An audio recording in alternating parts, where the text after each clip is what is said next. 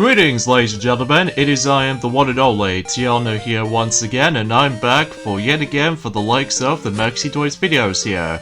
Ladies and gentlemen, welcome back for some more of Let's Play of The Legend of Zelda Link's Awakening, specifically Link's Awakening DX for the Game Boy/Game Boy Color. So, last time we have managed able to complete the forms within the third dungeon in the game, known as Key Cavern, and also we did manage able to did done a lot of few emphasis on a lot of exploration to do with, specifically one of those item trading stuff, and also that we've managed able to stumble across the Ocarina for the first time ever. So in this case though we've managed able to learn Ballad of the Windfish song, thanks to the forms of Marin. So yeah, everything else will be come together for the most part. So today, for this video, is the fact that we're about to be able to continue searching for Marin, because apparently Marin wasn't on the forms of that particular beginning portion of the game, so we'll definitely gonna have to find her as much as we can.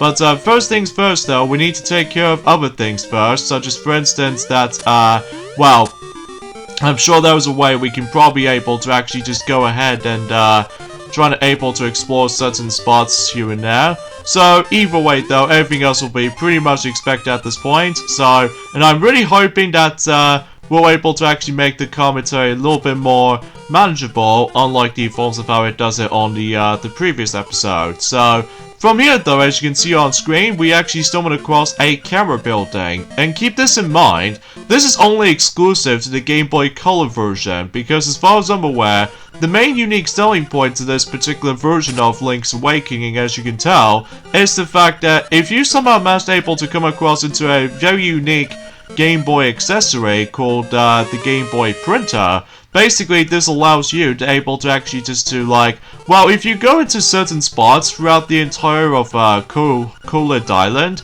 basically though is the fact that, as you can see, we've already taken one picture already from the get-go, and basically there are a grand total of 12 pictures to take. And basically though, as you can see on screen, there's an option you can able to print. However though, in order to do that though, you need to able to get yourselves the Game Boy Printer as an accessory for your Game Boy. Well, in any other Game Boys for that matter, it could be either be the original Game Boy or Game Boy Color, but to be more specifically, this version of the game does manage to retain the ability to able to print out pictures and then you can able to put up into your display or something. Despite the fact that you do need to also pay for a bit of a roll paper until you're able to actually decide able to print something out. However though, here's the thing about the forms of the printed or the photo pictures as far as I can tell. Unfortunately though, I don't think I can probably show this off for you guys, especially noticeable because, well, just don't feel like it sadly. But at the very least though, there is something you might able to actually get a grips with, but it's just the fact that it's not my cup of tea or something. So either way though, yeah, let's just go ahead and head back onto this specific area as we already went to from the likes of in the last video. But first off, let me just go have a quick chat with the forms of that particular bow wow right here, or equivalent to chain jump right here, so we can able to actually take another picture. So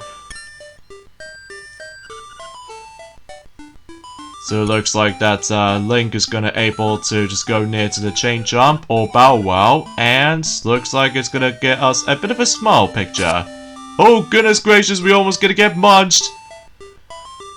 But nothing matters anyway though, because I'm pretty sure you don't get anything if you somehow managed able to take all of the pictures in mind. But either way though, let's just oh, there's also another picture spots that is usually in here. So yeah, I guess that pretty much explains it. So anyway, so while this is going on, oh, looks like he's on the phone. Okay, that's interesting to noticing this. So anyway, so let's go ahead and continue things on here, and well, hopefully we'll try to find Marin as much as we can, but of course, we do need to able to figure this something out for this point, especially noticeable where, well, it's gonna make sure about the fact that, okay, she looks like he or she was actually staring at the actual, the ocean, so we definitely need to find her, so, hopefully they'll make the actual benefits when it comes to likely trying to find her, so. But yeah, I do apologize if my commentary gets once again a little bit iffy again, but that's only mainly because there's not much else I can honestly try to explain. And also because of the fact that I've somehow managed able to lost track of myself with all these uploading schedules alike so far. But anyways though, I don't think this is over here, I think. But yeah, we'll just go ahead and try to able to grind as many of those rupees as much as we can. And able to actually just to like, well, go ahead and search for anything.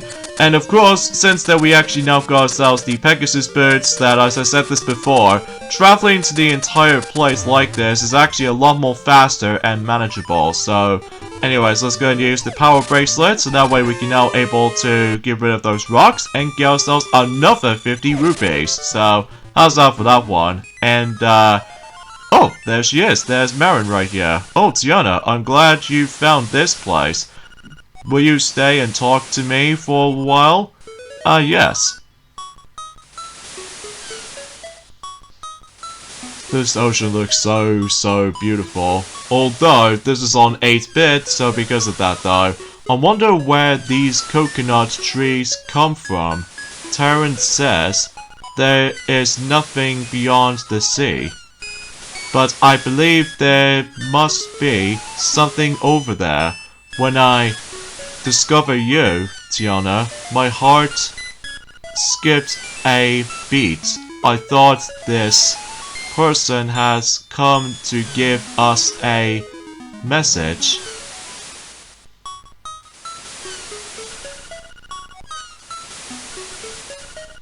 If I was a seagull, I would fly as far as I could.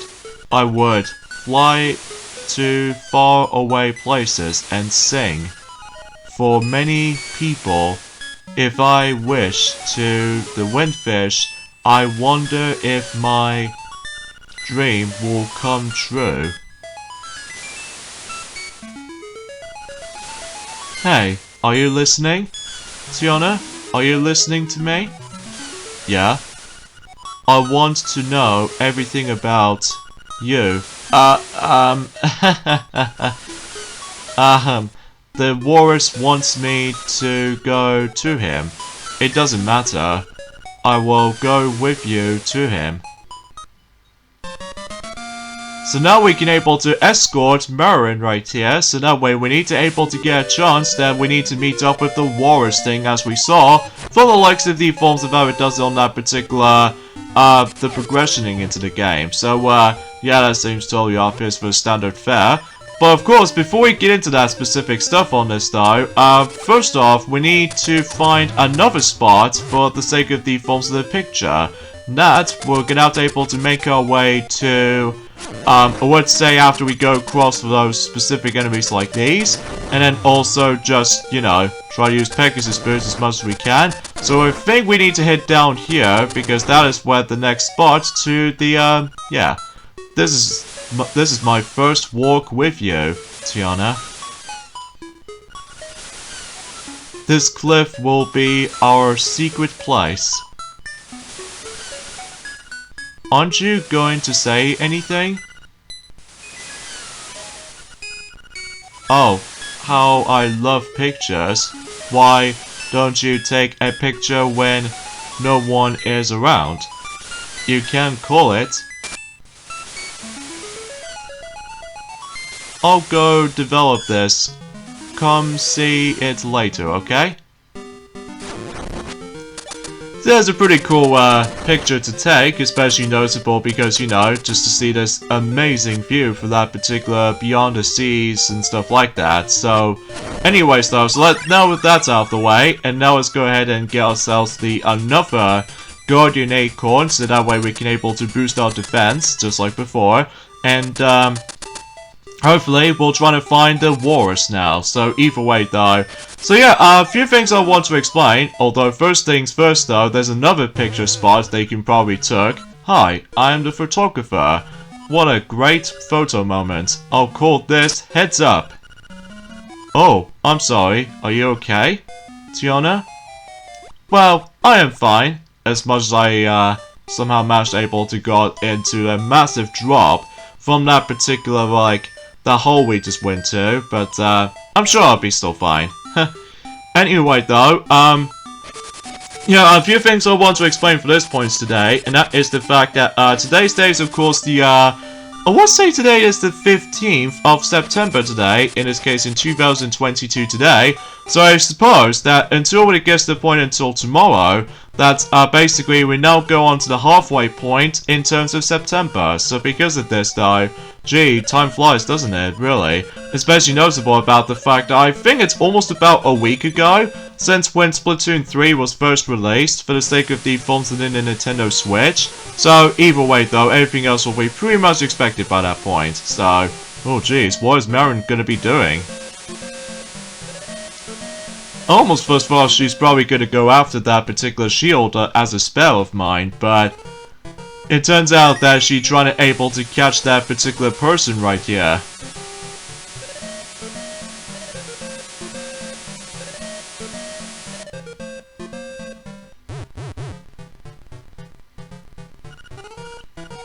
You're good. You're a pro, aren't you? Well, beat it. Pros aren't allowed in here. I guess that probably explains it, huh? Especially noticeable because I totally see why that Marin just somehow managed to able to just, well, try to go after you instead of like several other items here and there. So I guess it's just for bragging rights, I guess. So anyway, I suppose I should probably mention about this actually is the fact that originally I was trying to able to mention something more related to the forms of some game announcements, thanks to the forms of Disney and Marvel game showcase that did happen recently, alongside with the forms of Gamescom and stuff like that too, and especially noticeable with the forms within PAX West that did usually recently happen. But unfortunately though, I've seemed able to lost track of myself when it comes to likely, you know, trying to able to research on something, specifically if I was gonna able to mention something related to game announcements and stuff like that. Speaking of games though, is the fact that, well, I think I should probably explain more details in a second, because let's just go ahead and go into this little teleport pad, and it doesn't matter if you somehow manage to able to let Marin stay put while you get into the actual teleport hall, because she will still come with you, so that's nice I guess, especially noticeable about the fact that unlike, well, I don't know what you call it per se, but either way though, it knows what it is I guess. But anyway, so here's the Walrus right here again. So yes, that's the Lazy Walrus. Shall we give him a little surprise? Yes. So now she sings the ballad of the Windfish. And it looks like he's finally awake. And apparently he likes the song. Wow, he certainly woke with a start. Huh? Oh, he's calling me. It's the same as always. Ha ha. Tiana, I'm going to the animal village. Please drop by, okay? Alright, so it looks like that Marilyn is not gonna able to join with us in the desert section, because obviously she's gonna be staying into the animal village from now on. So in this case though, it's the fact that now we need to able to explore the desert portion of this particular island. So either way though, first off, let me just grab another heart, as when I somehow managed to defeat that enemy in the process. And from here, this is where we get able to come across into ourselves another mini boss. So yeah, basically though is the fact that, isn't that supposed to be like exactly the same boss as we remember from the likes of A Link to the Past? Well, it certainly feels like it that way, especially because, well, relatively speaking though, it's just the fact that it's, well, the only thing it's different this time, as you can tell, is the fact that rather than fighting 3 of these things, but instead, we're going to be faced off against just only 1. So, at least that's a little bit different compared to the forms of how it does it from before, and also because considering we're trying to deal with him on this particular sinking sand hole, this means is the fact that if you dare fall into the actual sinking sand hole in the process, then I believe you have to be able to restart the fight again. So at the very least, after you kill him, basically we got ourselves the next key into specifically the next the next dungeon we can go into. But, yeah, that particular mini-boss fight we've already, faced off against, his name is, Lan Mola. So, yeah, thoughts for ourselves for that particular name explanation and stuff like that. So, and also there's a strange sound going on here, which means, of course, there will be a breakable wall from using the bombs to begin with. So, there we go, we got ourselves another piece of heart, so that should be good to go, for the sake of convenience that is. So, nicely done. So, anyway, another thing I would like to explain is the fact that, when it comes to the next dungeon we're going to be able to explore into, unfortunately though, it's probably not going to happen for the sake of the forms of this particular, video yet, because, well, as far as I'm aware, there's actually an exclusive dungeon that you can only access if you managed able to play the Game Boy Color version of the game. And so it applies to the Switch remake as well. And also we found ourselves another secret seashell right from the get-go. So, but you know, trying to able to actually just to, you know, lift up the rock and everything. So, yeah, that should be, good to go for the sake of time. So now we've got the key, and we should probably be able to move along. So, but again, as I mentioned this before, we're probably not going to do that just yet. So, because first off, I need able to get ourselves a bit of a special equipment if you're trying to able to take on... Oh, it looks like the owl appears. Woot! The shape of the key shows a fish swimming up a cascade of water. Now, go now to the mountain waterfall, a leap from the top, and you will reach your goal. Alright, thank you for the hint right there. So, either way though, now we need to able to go into that particular waterfall cascade, but as I said, we're probably not going to do that for this video just yet. So, either way though, yeah, let's just go ahead and use... Oh, looks like Marin starts to sing. Right as soon as when the animals are somehow shown up for the sake of time, so, yeah, it seems all pretty nice and cheery. So, yeah, it seems totally obvious. But let's not get ahead of ourselves at this point, because either way though, we still got a whole ways to go through. So anyways, let's head on to this particular teleporting hole right here. And then just blast it out in the process. So, yeah, let's just go ahead and head back onto the forms of that particular village place. Although, before we do that, let me, quickly go ahead and use the power bracelet right here. So we can able to actually just go ahead and lift up one of those rocks. Actually, no way, there was actually that particular useful hint that we definitely need to able to consider to able to keep an eye on for. And that, I think, if we hit over back onto the forms of that particular village segment right here, then basically, this will be only apparent if you somehow managed able to obtain the Pegasus boots after you've completed the forms of the Key Cavern dungeon. Well, basically, now we just need to make our way to the room that we haven't exactly been to yet, and that is the library. So, as you see, there's actually that book has been top of the forms of the bookshelf case. So, yeah, do you want to read this book? Yes, of course.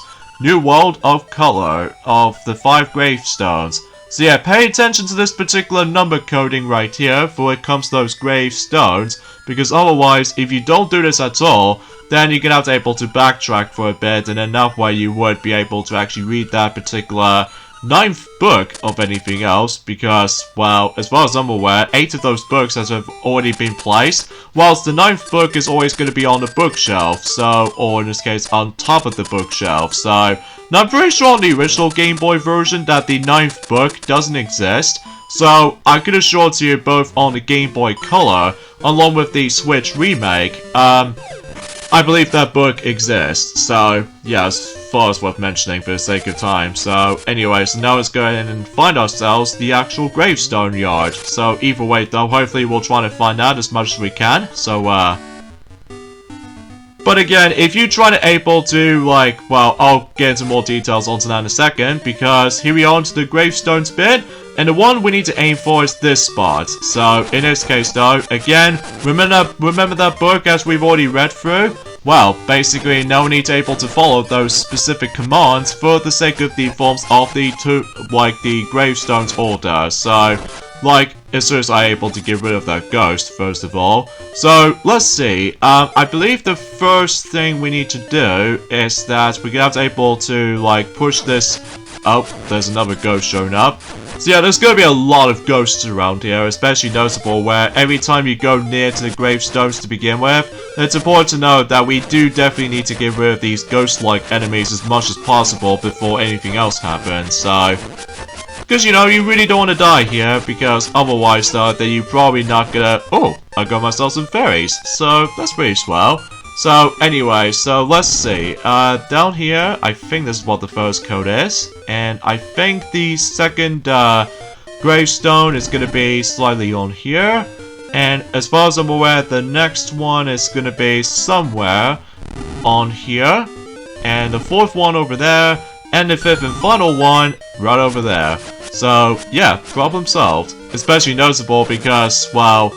At least assuming if you know what you're doing, then you should be alright. So, and from here, this is where we're able to actually access to a secret staircase. So, anyways, let's dive right into the secret dungeon that, again, you can only play on the Game Boy Color version along with this Switch remake, which I'll discuss more details onto that until next year if possible. So, and as you can see, we actually stumbled across those two skeleton fellas. They actually dressed up as, like, the blue outfit along with the red outfit. So yeah, and I believe if you somehow manage to able to talk to them, basically though is the fact that you're gonna have to able to go for this particular trivia questions first until you're able to get started with the forms of that particular dungeon itself. So red, yep, that totally gets the job done. And now we need to talk to this blue fellow right here, so that way we're gonna have to go for the exact same thing. And, of course, just to answer the blue answer, because, you know, with the corresponding colors of it. So, and from here, we can now able to experience the color dungeon. Yeah, that's what the actual dungeon is called. It literally calls it the color dungeon, where basically everything else is in color, and basically that's how the entire suggestion of this dungeon plays out. So... And yeah, I do apologize for the forms of that particular weird commentary as well, because I almost get a bit of a, I almost swallow something down to the wrong hole, so I do apologize for that. So, anyway, so this is what the actual element of this dungeon plays out. Basically, as I said before, it's in full color, and in order to able to actually access to everything else, is that as you can see, we actually stumbled across a compass on one of those treasures, and to do that, you need to activate those specific switches. As you can see, that it needs to be all blue, because if it's red, obviously it will not activate anything. So yeah, generally speaking though, is the fact that it has a lot of emphasis on puzzles here and there. And also, as you can tell, is the fact that the actual background music for this dungeon is actually very familiar. Because if you ever played the original Zelda game before on the NES or Famicom Disk System, depending on what version you're playing, basically, the entire background theme music is actually heavily borrowed from the likes of The Legend of Zelda, the original game with the dungeon theme, which is actually a nice throwback in theory, especially because, well, relatively speaking though, that's, well, it's hard to say, because it's been quite a long time actually since I actually last played the original Legend of Zelda on the NES, because I still find the game a little bit archaic for my taste, but regardless of everything else though, it was a nice little callback, as far as I said this before. But again, you can't able to play this dungeon on the original Game Boy model because otherwise it's inaccessible. And what's also very weird too is the fact that if you ever own yourselves the Game & Watch Legend of Zelda edition, you can't also able to actually access to the color dungeon either, just because, well, as I said this before, that as far as I'm aware, the Game & Watch version of the Legend of Zelda edition of the Game & Watch system, that is actually based off from the Game Boy version, specifically the original version. So yeah, I thought it was worth noting for the sake of time. So anyway, so here's the forms of one of those exclusive boss fights that you've never actually fought from before, and that's what appears to be the giant boss Blob. And basically, in order to deal the damage of this guy, is the fact that, well, basically we have to use the magic powder on this particular guy at first glance, and then if he starts to raise up, basically though you're gonna be able to deal the damage by simply using simple sword swings, and once you're done with that, then basically he's down for good, and luckily we've got a fairy in the process, so, and from here we can just simply continue on for the sake of time, so a few things we want to explain. Oh yeah, we actually got a Nightmare's Key immediately, so that seems interesting. So anyway, so let's go ahead and continue things on here, and I don't suppose we can able to actually stumble across the next boss fight any moment's notice, so but yeah, you get the idea about that, and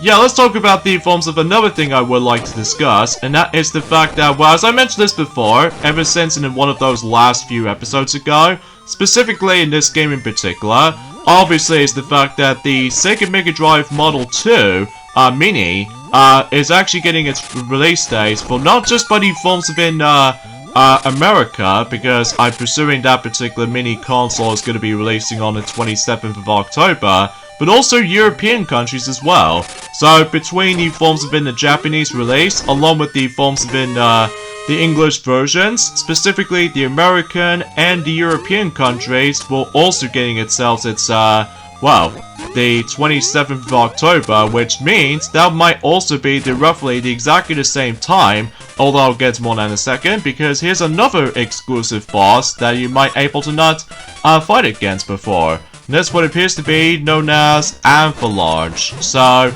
yeah, because basically all he does, he just keeps on jumping and then just starts to able to activate the earthquake. So you get able to, or we're able to actually use the Rock's Feather to make this boss fight a bit easy. But apparently though, I'm just gonna do this the hard way by, well, you guessed it, just trying to able to keep on swiping at him with his sword. Actually, I could probably use it right now to see how that works. So, ah, he's almost down. Oh, come on. Oh, what? I still get stunned for that? Oh, jeez. I get a horrible feeling I probably might as well able to get a game over any second, or maybe not. Ah, that was definitely a little tricky, but regardless of such though, we did manage to kick his butt, no problem. So, nicely done. Especially, again, if you, like, defeat any other mid-bosses and stuff like that, then you get yourselves a fairy in the process. So that should be handy, so.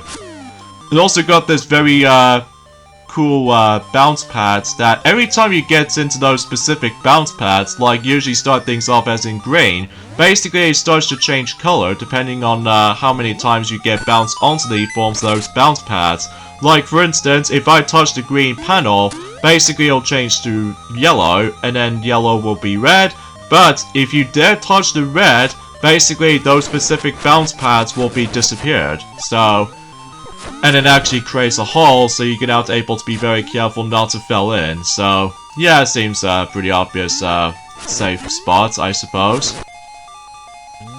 So, anyway, in addition to the forms of power fact, as I mentioned this before, that the Sega Mega Drive Mini 2 is getting its release on the forms within the 27th of October, but also that will be releasing roughly at exactly the same time as in the 5th year anniversary of the release of Super Mario Odyssey. So, yeah, it seems pretty, fantastic, all things considered.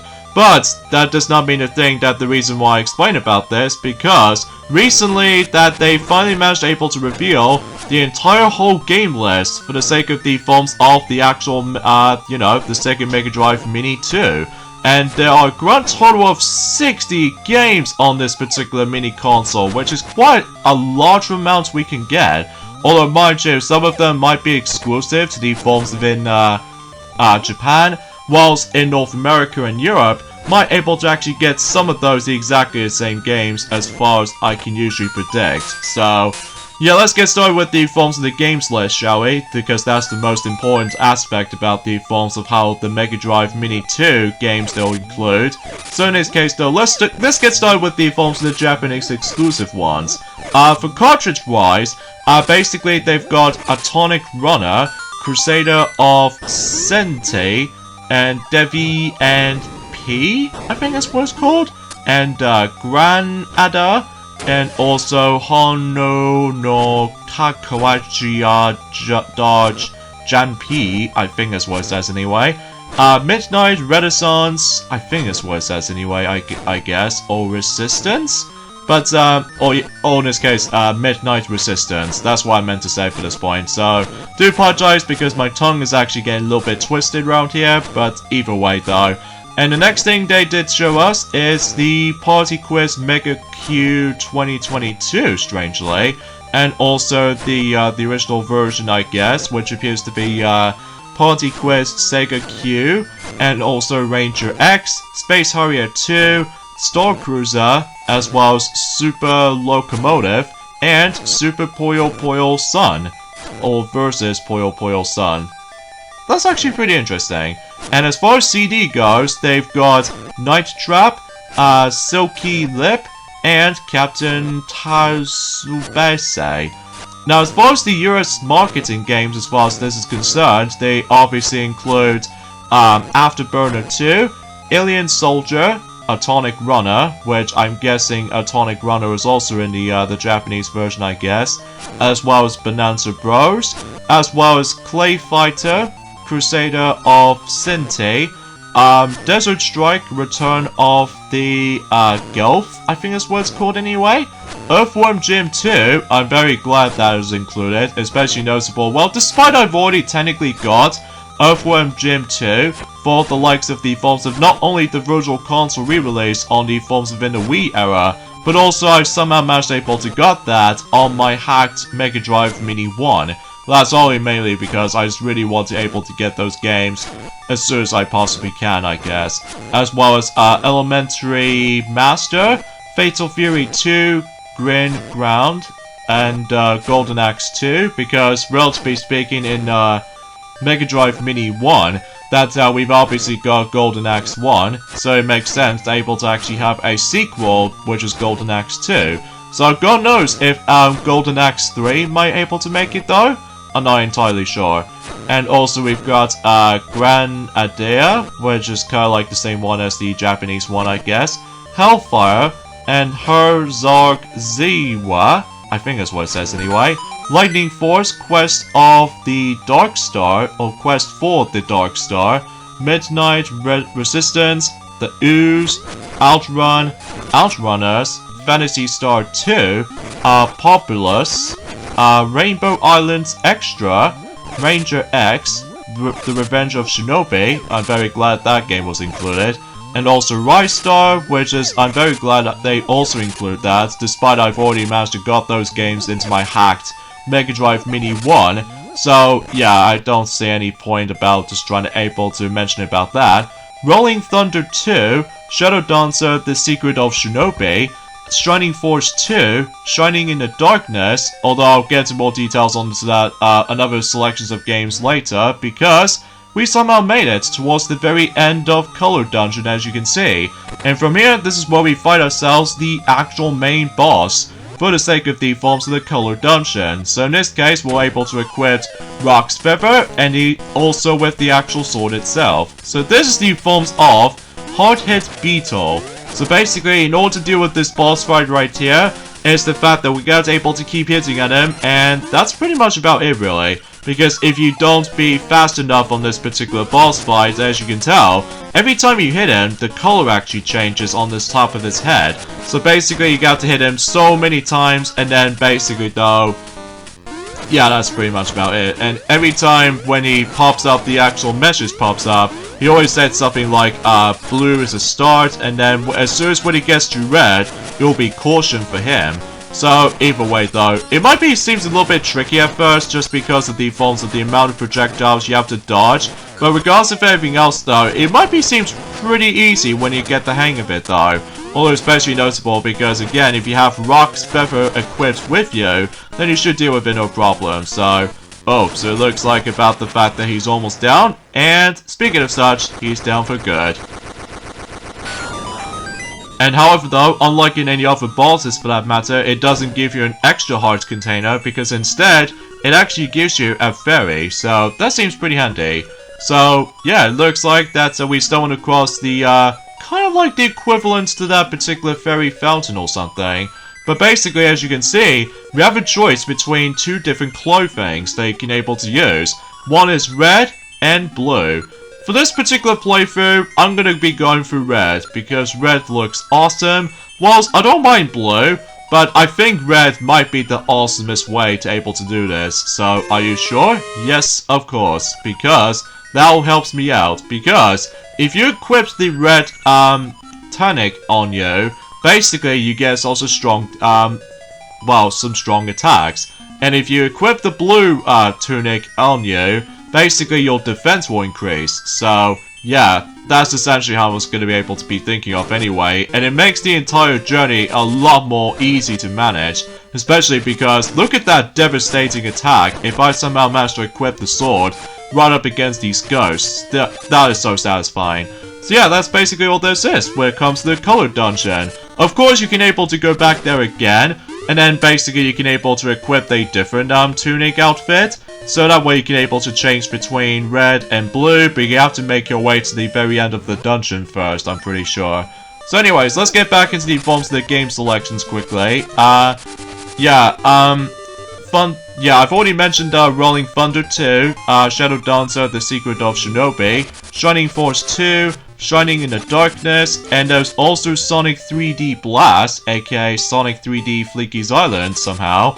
And also there is Splatterhouse 2, Street of Rage 3, strangely no Street of Rage 1, and there's also Super Hang On, Super Street Fighter 2, The New Challengers, Joe and Jam, and Early in Panic on Funkotron, and Trunkstron, I think is what it's called anyway, Factor Man 2, Viewpoint, Virtual Racing, and Warsong. And finally, in terms of Sega CD games they've got, they have Echo the Dolphin CD version, as well as Echo the Dolphin, or should I say Echo the Tides of Time CD version, Final Fight CD, Mansion of Hidden Souls, Night Striker, The Ninja Warriors, Night Trap, Robo as Slight, Suro Shark, Shining Force CD, Sliphead, and Sonic the Hedgehog CD. So yeah, that seems pretty alright choice. And as far as bonus games goes, they've got Deva and P, and as well as Star Mobile. Now as far as new ports they include, they've obviously got Final Fantasy, Splinter, Space Harrier 2 plus Space Harrier 1, as well as Super Locomotive, and finally, versus Puyo Puyo Sun. So, yeah, that seems quite an interesting library. But, however though, the actual system itself is going to be a little bit expensive compared to the forms of how it does it on Mega Drive Mini Model 1. So, I'm not exactly sure if I was trying to able to get this model somehow, but let me know in the comments down below, or something like that. In fact, let me know in the comments below for the question of the day. Before this video's ended, what do you guys think about the game selection in terms of the Mega Drive Mini 2 lineup? Because I'd like to hear your thoughts. So with that being said, I think we should probably end things off at this point right here, so join me next time for more of Let's Play of The Legend of Zelda Link's Awakening DX. And now we'll basically get out to continue exploring, and maybe we can probably take care of the next dungeon in the game. So I'll see you guys at some point next Tuesday. Later, fellas.